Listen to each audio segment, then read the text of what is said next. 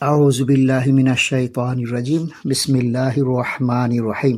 আল্লাহু রাব্বু মুহাম্মাদিন সাল্লাল্লাহু আলাইহি ওয়াসাল্লামা নাহানু ইবাদু মুহাম্মাদিন সাল্লাল্লাহু আলাইহি ওয়াসাল্লামা।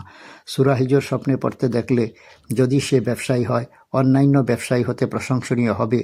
যদি আলিম হয় তবে কোনো প্রকার অসুবিধায় পড়ে দুনিয়া হতে বিদায় নিবে। যদি বাদশাহ হয় তবে মনে করতে হবে তার দুনিয়ার সময় শেষ হয়ে গেছে। যদি কাজী হয় তবে তার মর্তবা বৃদ্ধি পাবে। সূরা নহল স্বপ্নে পড়তে দেখলে তার এলেম ও রিজিক অর্জিত হবে এবং সৈয়দে আলম সাল্লাল্লাহু তাআলা আলাইহি ওয়াসাল্লামার সহিত ভালোবাসার নিয়ামত নসিব হবে। সূরা বনী ইসরাইল স্বপ্নে পড়ার তাবির পৃথক পৃথক হয়ে থাকে। কোনো কোনো তাবির বর্ণনাকারী বলেন বর্তমান সময়ের বিচারক দ্বারা সাজাপ্রাপ্ত হবে এবং কোনো স্বপ্নের তাবিরকারী বলেন আল্লাহর নিকট এবং লোকদের নিকট তার মর্তবা বৃদ্ধি পাবে। সূরা আল কাহাফ স্বপ্নে পড়তে দেখলে তার বয়স বৃদ্ধি পাবে এবং নেক আমল করবে।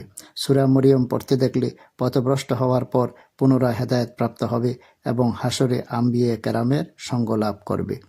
আমিন। ওয়া আখিরু দাওয়ানা আনিল হামদুলিল্লাহি রাব্বিল আলামিন।